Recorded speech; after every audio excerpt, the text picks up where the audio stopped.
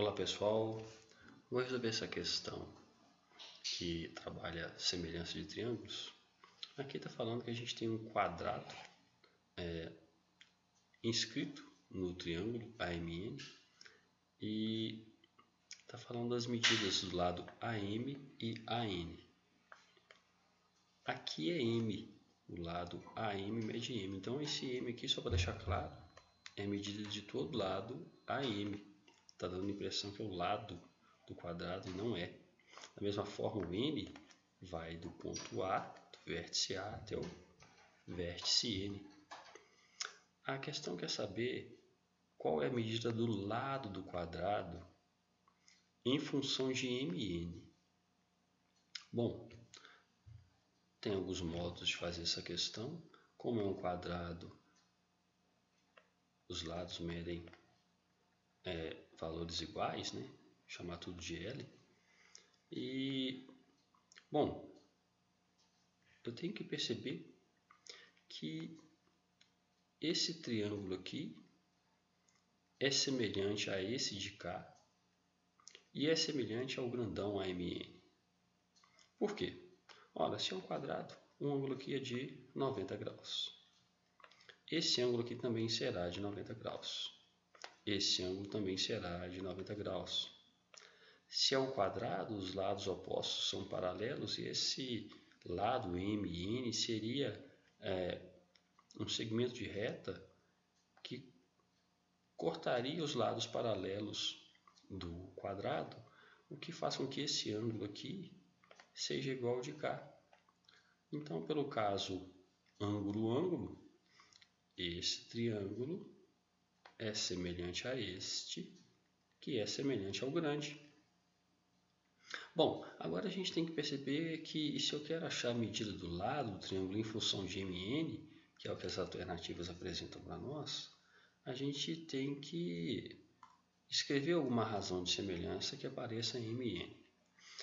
Bom, a ideia de razão de semelhança é a gente montar o ladinho do pequeno sobre o lado do grande. E é isso que eu vou fazer. Esse lado do pequeno aqui, que vai de B até M, ora, se tudo é M e se esse pedacinho é L, aqui vai ser M menos L. E o outro lado desse triângulo retângulo menor vai ser L. Por outro lado, no triângulo grandão, o lado AM mede N. Qual seria a razão de semelhança então a ser montada aqui? Eu vou começar com os lados do triângulo pequeno. Seria então M menos L sobre M. São os lados correspondentes, né? Esse lado aqui sobre o grandão. Vai ser a mesma, vai ter a mesma razão de semelhança que o lado do pequeno que liga o ângulo de 90 graus a esse ângulo de um tracinho, que é L, sobre o outro do triângulo grande, que faz a mesma coisa, a mesma função, liga o ângulo de 90 graus no ângulo de um tracinho, N. Bom, a ideia agora é a gente perceber que se eu multiplicar cruzado aqui, já que toda igualdade nos permite fazer isso, a gente vai encontrar a letra A. Perceba, se eu multiplico cruzado, vai ser M vezes L é igual a N que multiplica, parênteses, importante aqui, N menos L. Aplico o distributivo. M vezes L é igual a N vezes M menos N vezes L. Vou começar a omitir agora o sinal da multiplicação. Eu quero isolar o lado L, já que a questão procura isso. Vou passar esse menos L, menos N vezes L para cá, ele virar positivo, continuar aqui, tá? Na parte de baixo. Continuar o raciocínio aqui. Então vai ser ML mais NL igual a N vezes M. Vou retificar meu N para ficar tudo igual. Mais o NL igual a NM. Aqui eu posso colocar o L em evidência e vai para dentro do parênteses o M, a soma de N com N. Percebo que se eu aplicar distributivo aqui, volta o que era antes, igual a N vezes M. O L, então, eu deixo isolado, o parênteses que está multiplicando vai passar dividindo do lado de cá. Fica aqui, então, N vezes M sobre M mais N. Se eu colocar em ordem alfabética aqui a multiplicação, não vai importar. Por isso, então, a resposta certa é a letra A. Prosseguindo os estudos com o nosso material, o item 2.3 fala da razão entre perímetros de triângulos semelhantes. E a gente tem que perceber que a razão sempre vai ser a mesma razão de semelhança dos lados, né?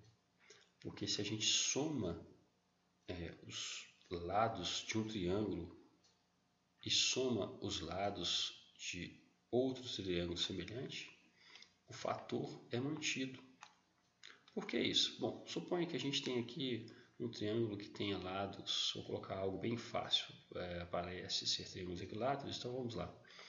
Esse lado, vou colocar um número um pouco maior, 5, perdão, vou colocar um par 6, 6 e 6. São as medidas dos lados desse triângulo. E aqui serão 3, 3 e 3. Perceba então que a razão de semelhança aqui é 2, né? Se eu multiplico por 2 a medida dos lados desse aqui, eu obtenho de cá. Ora, qual vai ser o perímetro desse triângulo menor?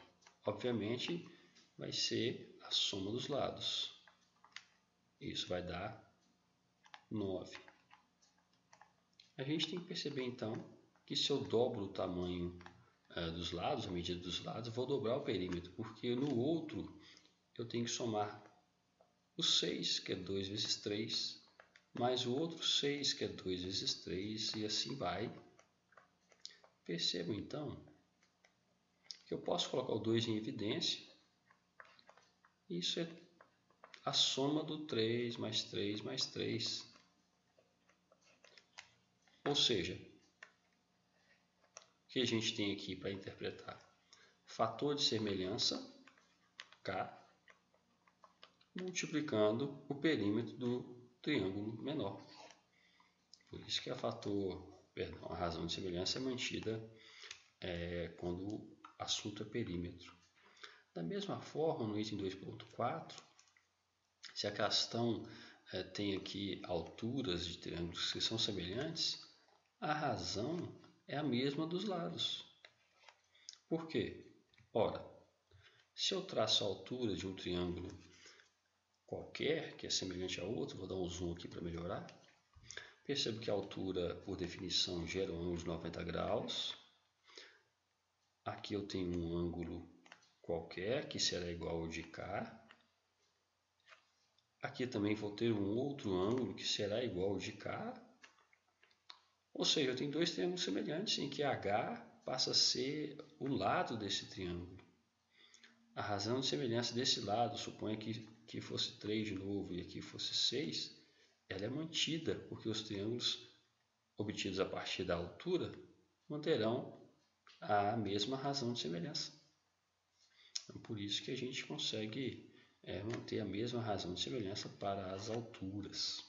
Respeitando, é claro, a ordem, né? Se eu colocar AB, que é o maior, sobre DE, que é o menor, o lado ou a medida do lado do menor, eu tenho que começar sempre com a altura do maior sobre a altura do menor. Se eu inverter, eu preciso inverter a construção da razão das alturas. E assim vai.